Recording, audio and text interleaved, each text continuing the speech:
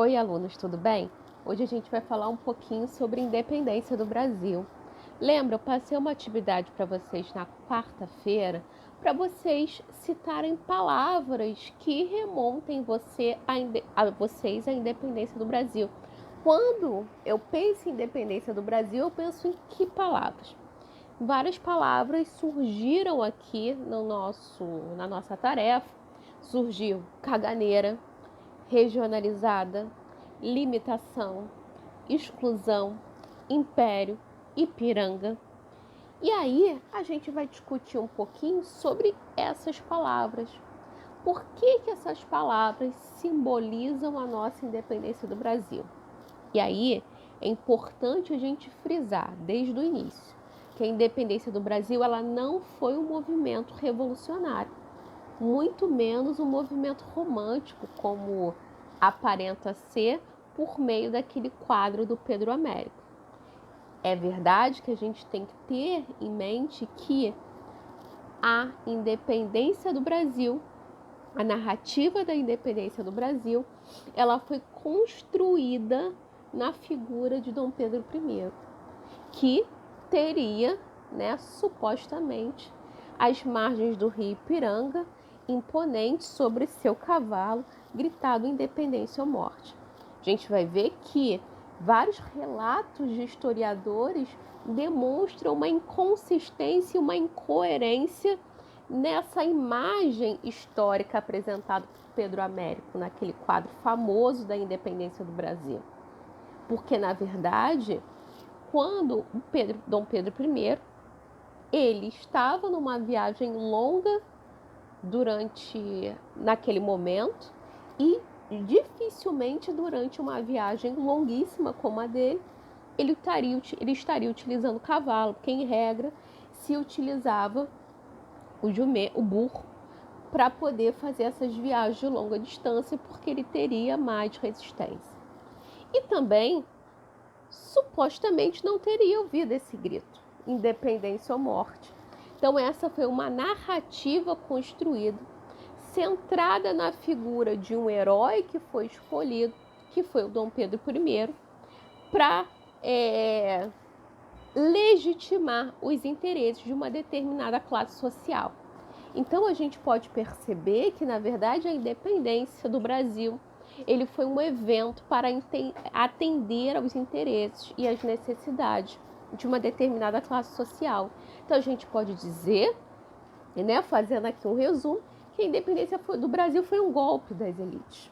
E aí, essa independência ela foi realizada para garantir a integridade do nosso território e o sistema escravocrata, porque a gente tem que pensar a independência do Brasil também a partir do nosso contexto internacional, a partir do que estava acontecendo também nas outras províncias perto do Brasil, como o Haiti. Então, a gente vai falar do Haiti um pouquinho mais para frente. Então, a independência do Brasil, ela foi feita por uma elite e para uma elite. Então é por isso que a gente diz que a independência do Brasil, na verdade, ela não foi um movimento que se iniciou no dia 7 de setembro de 1822. Ela foi um movimento que se iniciou algum tempo antes, onde determinadas massas populares, determinados grupos populares pediam e reivindicavam a autonomia da colônia, que naquele momento não era mais colônia formalmente, e queria garantir a independência do Brasil. É claro que esses grupos que lutavam pela independência, eles muitas vezes tinham interesses contraditórios, como a gente vai ver um pouquinho daqui para frente. Então, a independência que a gente, tanto tem aí, comemora no dia 7 de setembro, na verdade foi um movimento realizado pelos brancos, escravocratas, comerciantes aliados da família real e que viam o Brasil colonial, o retorno da colônia do Brasil, como um entrave aos seus interesses políticos e econômicos, tá? Então é importante a gente ter isso em mente quando a gente fala de independência do Brasil. E é importante também a gente entender, como eu disse para vocês, o processo de independência ele não se inicia em 1822. Diversas outras revoltas tiveram cunho emancipacionista, como a Inconfidência Mineira, que eu não vou explicar aqui, porque senão a gente não tem tempo. Esse vídeo ele é para ser curto, então eu vou trazer mais reflexões sobre o estudo da independência do que precisamente analisar a independência dentro de um contexto histórico, que aí eu precisaria de uma aula, por exemplo, de 1h40 ou quem sabe de mais tempo de aula para analisar todos os contextos da independência do Brasil, mas é importante ressaltar que movimentos anteriores antecederam a esse processo de independência, que foi escolhido para ser como a data, o marco histórico, 7 de setembro. Além da Inconfidência Mineira, a gente tem a Conjuração Baiana, que ocorreu em 1798, antes da independência, que foi em 1822. A Conjuração Baiana é chamada também de Revolta dos Alfaiates ou Revolta dos Búzios. Ela foi chamada também de Revolta dos Alfaiates porque a maior parte dos que participaram dessa revolta, eles tinham como ofício o ofício do alfaiate. E aí essa revolta da Conjuração Baiana, ela defendia o quê? Ela defendia a independência do território e defendia o fim da escravidão. Então, essas revoltas e o Partido Negro, que chegou a existir aqui no Brasil à época, a época que eu estou falando, quando eu digo a época, eu estou falando nesse processo de independência, que eu não estou me limitando somente ao 7 de setembro de 1822, eu também estou falando de momentos anteriores e posteriores a esse processo de independência, essa data formal da independência, é isso que eu chamo de processo de independência. Então, essas revoltas e manifestações e o Partido Negro que existiu à época, eles buscavam não apenas a autonomia ou a independência de Portugal, mas eles também buscavam a libertação do povo preto, que vivia escravizado nas colônias. Então, a elite que não queria ver, e a elite escravocrata, a elite que detinha o escravo, que o escravo era considerado uma propriedade, então custava dinheiro, então essa elite não queria perder essa mercadoria. Então, esse Brasil imperial independente, ele foi concebido justamente com esse pacto entre a família real e os escravocratas, para manutenção do quê? Para manutenção do status quo, para manutenção da escravidão, para manutenção dos interesses e necessidades dessa elite local. E aí, não só para defender esses interesses e para manutenção do status quo, mas também para conceder mais autonomia a essa elite escravocrata colonial, que desejava fazer também novos acordos econômicos, mas sem alterar profundamente as estruturas econômicas, sociais que estavam presentes aqui nesse território. Então, o que eles queriam, na verdade, era manter as hierarquias sociais, controlar o corpo preto e manter a escravidão. Só que essa revolta que eu falei para vocês, a Conjuração Baiana e a Revolta dos Búzios, ela trazia um perigo para essa sociedade escravocrata, porque ela queria romper com esse status, com essa estrutura escravocrata, ela queria a liberdade do povo preto, ela queria justamente trazer uma igualdade a esse povo preto, ela queria fornecer a cidadania a esse povo preto. Por isso que essa liderança ela foi completamente esmagada, ela foi duramente reprimida, e a maior parte das suas lideranças negras foram julgadas e foram condenadas à pena máxima, que era a pena de capital, que era a pena de morte, e tiveram pedaços dos seus corpos expostos em locais públicos para servir de exemplo para qualquer outro que tentasse atentar contra as estruturas daquela organização imperial escravocrata. Então, a gente diz que o 7 de setembro, ele não foi um processo conduzido de baixo. Na verdade, ele foi um processo conduzido de cima para evitar justamente a participação daquela população não branca, para evitar a participação daqueles grupos racializados. E aí eu estou falando também de pretos e indígenas. Então, a gente constata que a independência ela não criou uma nação.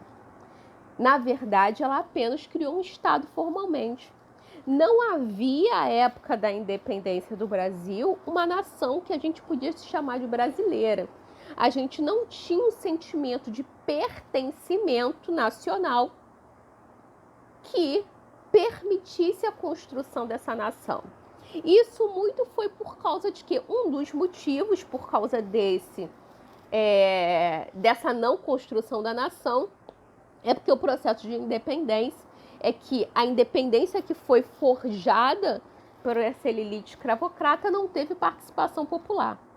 Então, e não teve essa participação popular, como eu disse, porque a elite escravocrata ela afastou essa participação da população não branca justamente diante de uma ideia, e eu falei da Revolução do Haiti, que a Revolução do Haiti ela gerou um sentimento nessas classes altas e médias, né, desse local, desse território que a gente vai chamar de Brasil, o medo do que a gente chama medo do haitianismo, porque a Revolução do Haiti foi uma revolução encabeçada pelo povo preto que levou o Haiti, que era uma colônia francesa, à independência e retirou o poder da classe branca proprietária de escravos. Então foi uma independência altamente paradigmática para o povo preto e com medo, e a população branca do Brasil, com medo que esse tipo de independência se alastrasse também para o território brasileiro, ele corre antes, né? Vou fazer antes aqui a independência, antes que o próprio povo o faça. E é isso também que está em uma das cartas que a mulher de Dom Pedro I, ela redige para o seu marido, né? A Leopoldina vai falar isso em uma das cartas. Ela vai dizer mais ou menos isso. Antes que o povo faça, façamos nós a independência do Brasil. Porque ela sabia que as lutas por independência já estavam ocorrendo em outras áreas pelo território. Existiam movimentos populares à busca de autonomia e de independência e que podiam ser influenciados pelo movimento do Haiti, de independência do Haiti, conseguir levar a cabo seu projeto de independência mais igualitário, que realmente permitisse a inclusão de povos pretos e pobres dentro desse projeto de independência. Então, na verdade, à época da independência, não existia um Brasil. O que se objetivou, na verdade, foi criar uma narrativa em torno da figura de Dom Pedro I para impor uma nação que era construída a partir dos parâmetros da história europeia, colonial e imperial, como se essa fosse a única alternativa possível para a construção de um Estado. E a gente sabe que não é. Essa construção do Estado que foi realizada lá em 1822, época da independência, e que está até hoje, não é a única forma possível de organização política de um território, mas foi imposto a nós que esta seria a única alternativa possível desde do período imperial, desde antes do nosso período colonial e quando a gente foi alçado a Reino Unido com a vinda da família real para o Brasil. Então, a gente também tem que demarcar aqui que aí muita gente pensa assim, poxa, 1822, 7 de setembro, foi lá, a independência está feita, está pronta, está arrumado, ok, a partir daqui somos independentes, uhul, que beleza. Não foi isso que aconteceu, gente. A gente teve momentos importantes após 1822 que vão, de fato, consolidar a libertação do território dos portugueses, né? Porque, na verdade, existiam tropas portuguesas em território brasileiro até quase um ano depois da independência. E a gente tem dois conflitos muito importantes, que foi a Batalha do Genipapo, lá no início de 1823, e a Batalha em Salvador, que ocorreu em julho de 1823, que foi quando, finalmente, as últimas tropas portuguesas no território foram expulsas pelo povo que vivia ali à época em Salvador. Então, é só em 1823 que se termina formalmente um processo que foi iniciado antes. E aí, por que então se escolheu 7 de setembro para demarcar a independência do Brasil? Por que a independência do Brasil não é comemorada, por exemplo, em 2 de julho de 1823? Vocês têm alguma ideia? Vamos pensar? Vamos pensar quem eram os habitantes de Salvador à época. Eram, em sua maioria, o quê? Homens pretos, mulheres pretas. Então, claro que esse projeto de emancipação, essas lutas pela independência lá em Salvador, não simbolizavam a narrativa branca, escravocrata da elite colonial brasileira. Então, a gente vai escolher uma narrativa fundada em quê? Na elite, que é Dom Pedro I. Então, na verdade, de fato, a independência do Brasil só ocorre em 2 de julho de 1823. Só que o 7 de setembro entrou para a história oficial porque ela foi uma narrativa construída por homens brancos, da elite, e também por ter sido feita no Sudeste, gente. Então, na verdade, a independência ela teve um caráter regional. Porque, na verdade, se venceu uma narrativa construída a partir do Sul e do Sudoeste, sem levar em conta as particularidades regionais de outras regiões desse Brasil, como, por exemplo, o Nordeste e o Norte. É por isso que a gente não tem 2 de julho de 1823 como a marca da nossa independência do Brasil. Então, a gente tem que salientar que a independência do Brasil ela foi realizada nesse eixo, Sudoeste e Sul. Então, isso significa que a independência do Brasil não tem um caráter nacional. Na verdade, ele é um evento regional que, por causa disso, que várias revoltas e manifestações populares ocorreram e continuam ocorrendo, porque esse projeto de independência ele não foi pensado para todos. Ele foi pensado para uma elite, ele foi pensado por uma elite, para uma elite. E foi imposto ao resto do território e ao resto dos povos, sem levar em conta as necessidades desses povos, a necessidade da maior parcela da população. Então, essas duas batalhas que eu estou dizendo para vocês, que muitas vezes não está no livro didático, não estão no livro didático, pouca gente fala sobre elas, que foi a Batalha do Genipapo lá em Piauí, que foi em março de 1823, e a independência da Bahia em julho de 1823, 2 de julho de 1823. Então é importante a gente ter isso em mente quando a gente fala sobre a independência do Brasil. Então, na verdade, esse 2 de julho, como eu disse para vocês, ele não é reconhecido porque a maioria da população que lutou para expulsar esses portugueses era majoritariamente preta. Então, na capitania da Bahia, a participação preta nas insurreições e manifestações políticas era imensa. E isso não podia ser a narrativa oficial de um país que se pretendia ser moderno, porque a modernidade, a essa época, era ligada a um discurso eurocêntrico, branco, heterossexual, que apagava e silenciava o diferente. E é importante a gente compreender também que houve o apagamento também das participações das mulheres no processo de independência, nessas manifestações populares. Uma delas, por exemplo, que eu posso citar aqui, uma delas, existiram várias, gente, foi Maria Filipa, uma mulher preta que vivia lá em Itaparica, na ilha de Itaparica. Ela trabalhava com pescado e ela conseguiu organizar mulheres negras indígenas para participar dessas lutas de independência.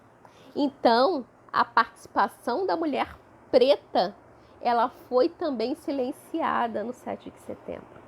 Além de ter sido silenciada a participação dos povos pretos em geral, a participação da mulher negra, ela foi completamente apagada do 7 de setembro e apagada desse projeto de independência. E aí é por isso que a independência, ela se é comemorada no dia 7 de setembro, porque Dom Pedro vai representar a elite, vai representar esse homem branco, hétero, de descendência europeia, que vai levar essa colônia que agora se formou, se tornou o Estado brasileiro, para o progresso e para a modernidade. Então, a gente tem que pensar o 7 de setembro como um processo de representação, um processo de narrativa, um projeto de narrativa que venceu porque qual imagem se queria dar da independência? Então, a imagem que se queria dar da independência era uma imagem feita por homens brancos, ricos e escravocratas, que iriam levar o Brasil para a independência e que iriam levar esse projeto de progresso em detrimento das outras povos que eram considerados inferiores. Então, a gente tem que pensar no 7 de setembro a partir disso, de uma disputa narrativa que se pretendeu, que venceu essa disputa do 7 de setembro, porque se queria dar uma imagem para o Brasil, uma imagem da independência, e essa imagem excluiu grande parcela da população. Então, a gente constata que a independência do Brasil foi formada por uma elite branca, e que essa elite branca, ela compartilhava dos mesmos interesses e necessidades, que era a manutenção do status quo, a manutenção das hierarquias sociais, o controle dos corpos pretos por meio da escravidão e a utilização maciça desses escravos como mercadoria e o lucro em cima do trabalho desses africanos escravizados que vieram para cá, não só africanos escravizados, mas também contra pretos escravizados que nasceram aqui durante a colônia. Então, e aí vocês podem me perguntar, o que isso tem a ver, professora, com a nossa discussão de cidadania? Tem a ver que, desde essa época, isso atravessa por todo o século XIX, a tentativa de se consolidar um projeto de nação. Que projeto de nação é esse? Um projeto de nação encabeçado por uma elite branca e escravocrata. Então, a gente pensa nisso porque quase um ano depois, as tropas portuguesas ainda estavam no Brasil, em 1823. Isso significa, isso reforça dizer que a independência ela foi um movimento de caráter regional. Só que esse modelo de independência feito lá no sudoeste e no sul, ele foi imposto às outras regiões do Brasil. Mas isso eu não estou querendo dizer com isso que as outras regiões do Brasil, desse território brasileiro, não queriam a independência, não é isso. Tanto que haviam lutas de independência desde o século XVIII, anteriores à data da independência formal. O que eu quero dizer com isso é que Nem sempre essas regiões queriam esse modelo de independência, que foi o Grito do Ipiranga. Isso é demonstrado, por exemplo, pela Conjuração Baiana, que queria um outro projeto de independência, um projeto de independência mais igualitário e justo, que abarcava a população preta.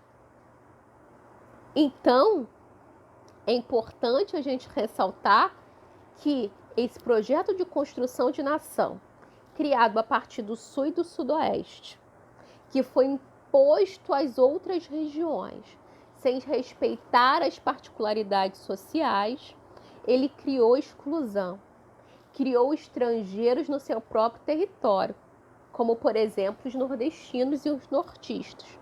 Até hoje, e não só, é claro, por causa do movimento de independência e desse projeto de nação, é claro que existem outras